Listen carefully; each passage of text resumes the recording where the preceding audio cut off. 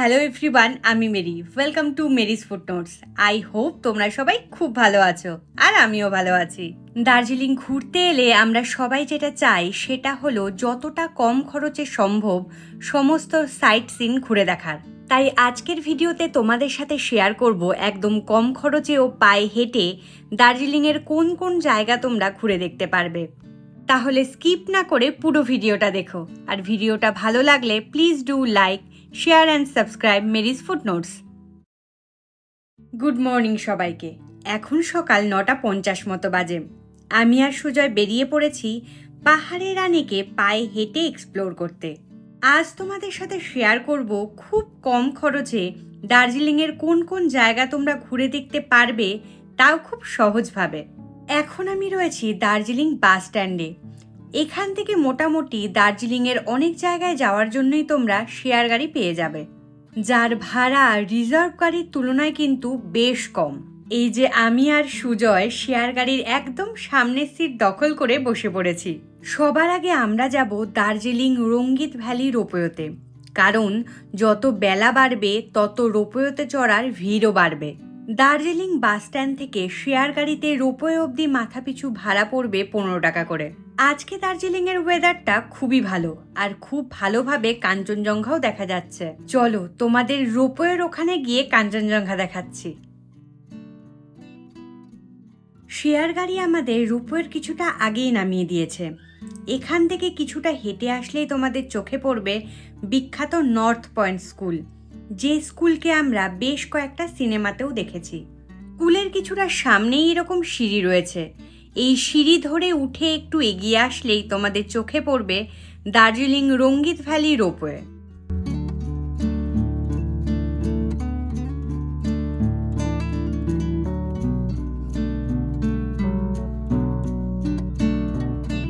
এখন সকাল 10টা মতো বাজে, তাতেই দেখো কত বড় লাইন পড়ে গেছে।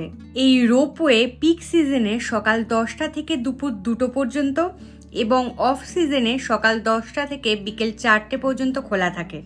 এখানে পেইড টয়লেটের ব্যবস্থা রয়েছে।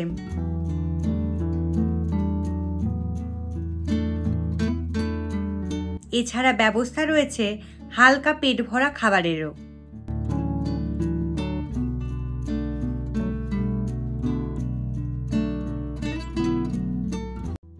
এই দার্জিলিং রঙ্গিত ভ্যালি রোপওয়ের ফেয়ার হলো পার পার্সন 260 টাকা করে।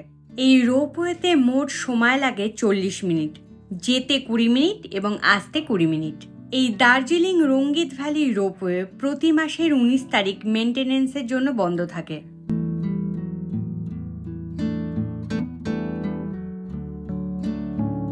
টিকিট কেটেই চলে গেলাম রোপওয়ের লম্বা লাইনে, আর সেখান থেকেই খুব ভালোভাবে দর্শন পেয়ে গেলাম কাঞ্চনজঙ্ঘারও।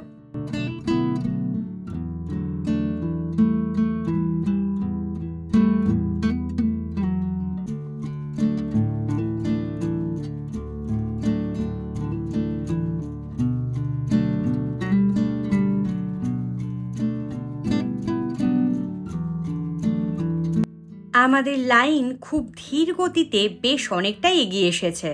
লাইনে এতক্ষণ দাঁড়িয়ে থাকতে অসুবিধে হলেও রোপওয়েতে চড়ার এবং প্রাকৃতিক দৃশ্য উপভোগ করার কথা মনে পড়তেই সব কষ্ট বা অসুবিধে যেন নিমেষের মধ্যে দূর হয়ে গেল। এখন আমরা লাইনের একদম সামনে এসে দাঁড়িয়েছি। এই অরেঞ্জ কালারের কারটাতেই আমরা চড়ব।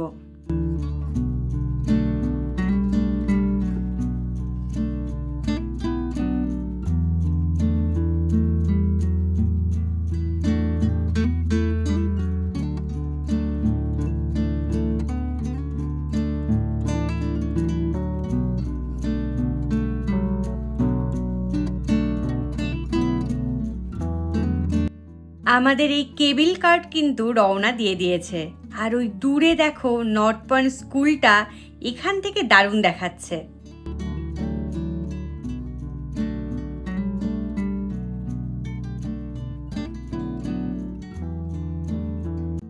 দার্জিলিংয়ের ওয়েদার যদি ভালো না থাকে, মানে আকাশ যদি মেঘলা থাকে, তাহলে এই রোপওয়ে জার্নি খুব একটা আনন্দদায়ক হবে না। তাই তোমাদের বলবো অবশ্যই বৃষ্টির সিজন অ্যাভয়েড করে এসো। আমরা 2022-এর এপ্রিল মাসের একদম শুরুতে এসেও কিন্তু দার্জিলিংয়ে বৃষ্টি পেয়েছিলাম, তাই সেবার আমাদের সবার খুব রোপওয়েতে চড়ার ইচ্ছে থাকলেও চড়তে পারিনি।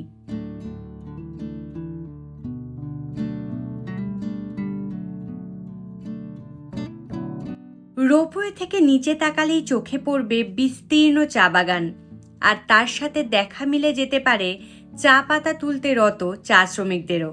যে দৃশ্য এক কথায় অপূর্ব।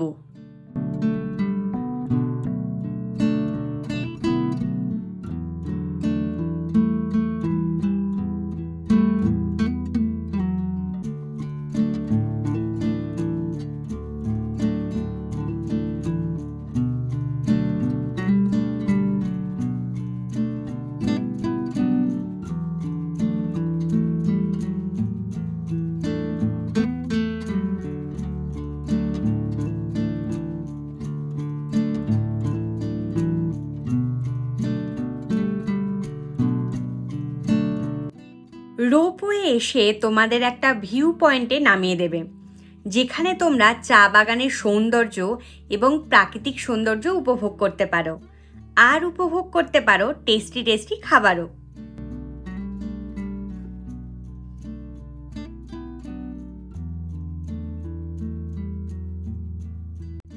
পাহাড়ে এসেছি, মোমো না খেলে হয়, তাই প্রথমেই নিয়ে নিয়েছি 1 প্লেট চিকেন মোমো, যেখানে 8 পিস মোমোর দাম পড়েছিল 80 টাকা। মোমোটা বেশ জুসি ছিল এবং খেতেও কিন্তু আমার বেশ লেগেছে। একটা কথা কিন্তু না বললেই নয়, পাহাড়ের মোমোর কিন্তু কোনো তুলনা হয় না। এর আগের বার দার্জিলিং থেকে মোমো খেয়ে গিয়ে তো আমার ওখানকার মোমো খেতেই ইচ্ছে করছিল না, এবারও হয়তো তাই হবে। আর সুজয় নিয়েছিল ম্যাগি, যেখান থেকে আমিও ভাগ বসিয়েছিলাম। এই হলো এখানকার ভিউ পয়েন্ট। এখানে দাঁড়িয়ে তোমরা প্রাকৃতিক সৌন্দর্য উপভোগ করতে পারো, আর তোমাদের কিছু মুহূর্ত ক্যামেরাবন্দিও করতে পারো। এই ভিউ পয়েন্টে কিছুটা সময় কাটিয়ে এখন আবার ফেরার পালা। ফেরার সময়ও তোমাদের আবার এই লাইনেই দাঁড়াতে হবে। আমরা যেহেতু এবার অফ সিজনে দার্জিলিং গিয়েছিলাম, তাই ভিড়টাও তুলনামূলক অনেকটাই কম। রোপওয়ে জার্নি টোটাল 40 মিনিটের হলেও সিজনে তোমাদের 4 ঘন্টাও লাইনে দাঁড়িয়ে কেটে যেতে পারে। তাই যাদের হাতে সময় কম বা অতক্ষণ লাইনে দাঁড়িয়ে থাকা সম্ভব নয়, তাদের বলবো তারা চাইলে এই রোপওয়ে জার্নি স্কিপও করতে পারো। তবে আমার অভিজ্ঞতা জানতে চাইলে বলবো, আমার কিন্তু এই রোপওয়ে জার্নি খুবই ভালো লেগেছে। রোপওয়ে জার্নি শেষ করে আবার পায়ে হেঁটে রওনা দিলাম দার্জিলিং জুয়ের উদ্দেশ্যে। রোপওয়ে থেকে দার্জিলিং জুয়ের দূরত্ব কিন্তু বেশ অনেকটাই, তবে চারদিকের এই প্রাকৃতিক সৌন্দর্য উপভোগ করতে করতে যেতে কিন্তু বেশ ভালোই লাগছিল। যেতে যেতে হাঁপিয়ে গেলে আমি আর সুজয় দাঁড়িয়ে একটু রিলসও বানিয়ে নিচ্ছিলাম। এই সব রিলস আর ফটো দেখতে চাইলে ফলো করে নিতে হবে আমার ইনস্টাগ্রাম পেজ।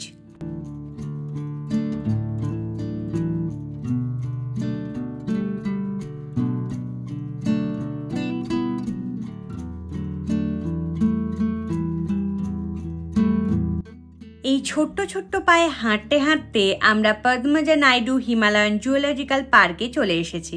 এখানে 6 বছরের নিচের বাচ্চাদের কোনো এন্ট্রি ফি লাগে না। ভারতীয়দের জন্য টিকিট মূল্য মাথাপিছু 110 টাকা করে এবং বিদেশিদের জন্য টিকিট মূল্য মাথাপিছু 180 টাকা করে। টিকিট কেটে প্রবেশ করে গেলাম প্রথমবারের মতো এই দার্জিলিং চিড়িয়াখানা ঘুরে দেখতে। ম্যাপের মাধ্যমে জুয়ের কোথায় কোন জন্তু জানোয়ার রয়েছে তা দেখানো রয়েছে। তোমরা চাইলে এই ম্যাপের একটা ফটো তুলে রাখতে পারো, তাহলে তোমাদের এই জুটা ঘুরে দেখতে সুবিধে হবে।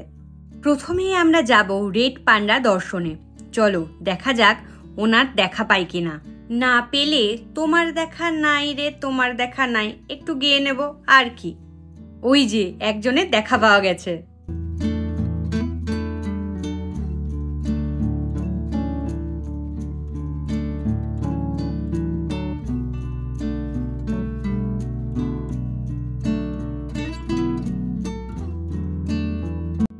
আর এইদিকে দুজন গাছের উপর উঠে তাদের ভাত ঘুম সারছেন।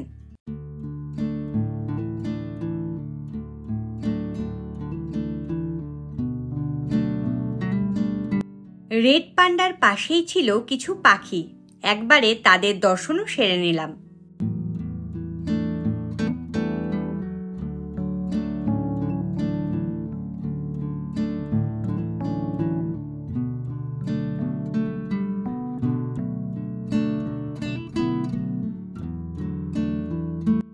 এটা হলো লেপার্ড ক্যাট। গায়ের ছাপাটা দেখেছো? পুরো চিতাবাঘের মতো, যদিও সেই কারণেই এর নাম লেপার্ড ক্যাট। এটা হলো হিমালয়ান ব্ল্যাক বিয়ার। খুব কাছ থেকে দেখা পেয়ে বেশ ভালো লাগছে। একটু এগোতেই চোখে পড়ল সাইবেরিয়ান উলফ বা নেকড়ে। এই দিকটা পুরোটাই ওয়াইল্ড অ্যানিম্যালের সেকশন।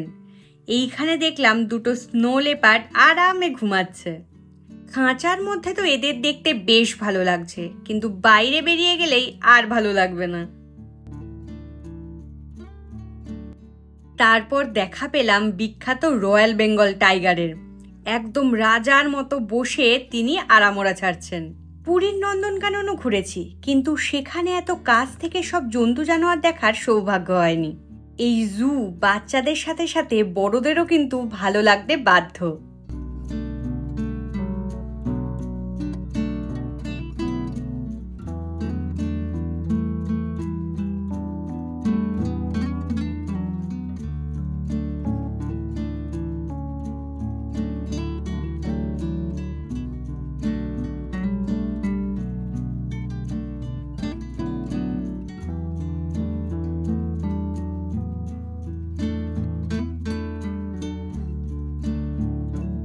জু দেখে এবার আমরা চলে এলাম হিমালয়ান মাউন্টেন ইনস্টিটিউট বা HMI এ।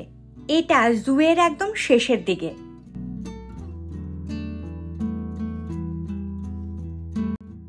HMI তে ঢুকেই চোখে পড়ল কিছু অ্যাক্টিভিটি, আর এই ধরনের অ্যাক্টিভিটি করতে আমার দারুণ লাগে। সুজয় এসব থেকে অনেক দূরে, তাই ক্যামেরার দায়িত্ব সুজয়কে দিয়ে আমি চললাম একটু ছোট্ট অ্যাডভেঞ্চার করতে। এখানে এই ধরনের অ্যাক্টিভিটিগুলোকে ট্রি টপ রোপ কোর্স বলে। এই সব অ্যাক্টিভিটিগুলো করতে মাথাপিছু টিকিট মূল্য 210 টাকা করে।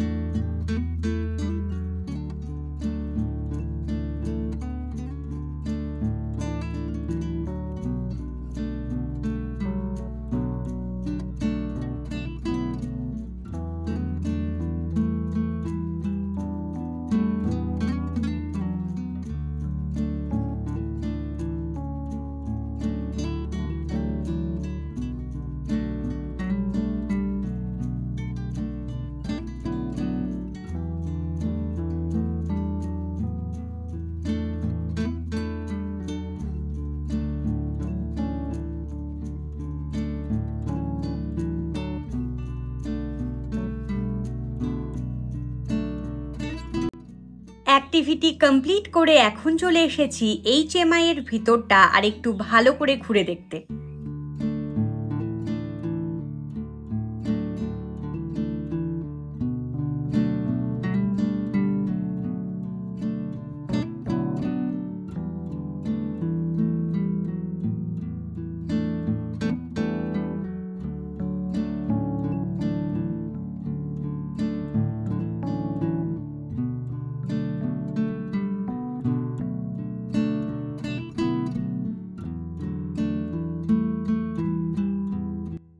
এখন আমরা যাচ্ছি HMI মিউজিয়াম পরিদর্শন করতে।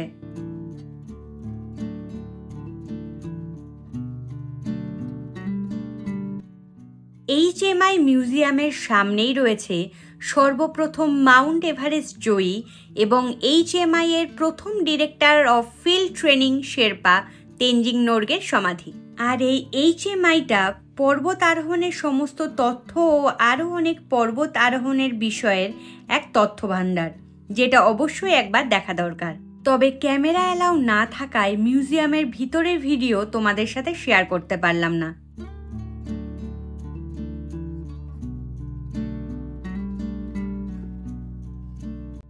মিউজিয়াম দেখা শেষের সাথে সাথে আজকের ভিডিওটাও এখানেই শেষ করছি।